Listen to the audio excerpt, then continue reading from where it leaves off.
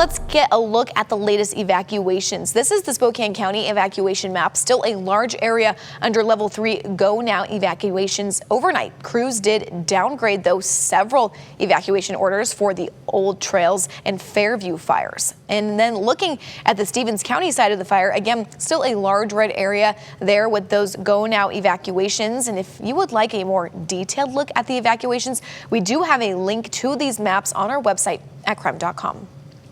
And altogether, the Spokane area fires have burned more than 10,500 acres. Let's look at the specifics. Between the two fires, crews are still working on to stop that progress. The Old Trails fire on the northwest side of Spokane has burned more than 3,600 acres. Fire crews say they're making some steady progress on this one.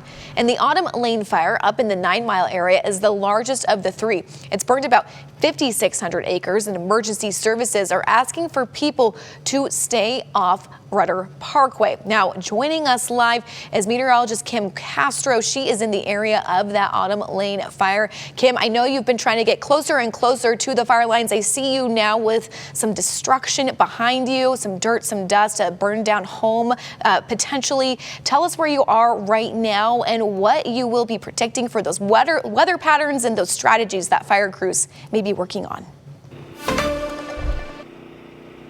Yeah, additional fire crews now on these three fires, 300 more of them coming in today. And then by the end of the week, there will be 2,000 firefighters. And this is what it's all about, right? Trying to protect these structures. I mean, this home completely destroyed. There's a car that's also been completely charred. But I want to show you why it's so important for these fire crews to have the right information weather-wise and just the right approach, why they're being so tactful as far as getting containment on the line. You can see the dozer right behind me that's been charred. This is a really difficult task to try to get ahead of this fire, and why safety is the #1 priority. So when it comes to establishing a fire line, the criteria is this: they need to at least clear 1.5 times the width of the tallest vegetation in the area. So imagine the vegetation around us. There are very tall timbers out there, so they need to at least establish 10 to 30 feet ahead of the fire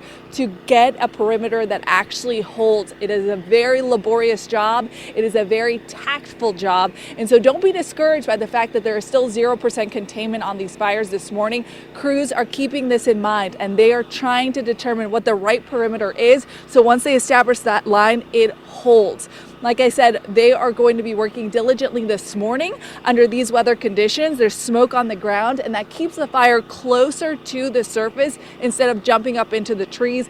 That is a very good time for crews to get that line going. And then as the afternoon goes on, once they get the legwork done this morning, they can pick up some of the water from the lakes and start dropping it down and try to suppress the fire that way. So it's a multiple step process, and step 1 this morning is getting that line set up. So yes, we'll continue to work our way down to get to those firefighters and see what progress they're making.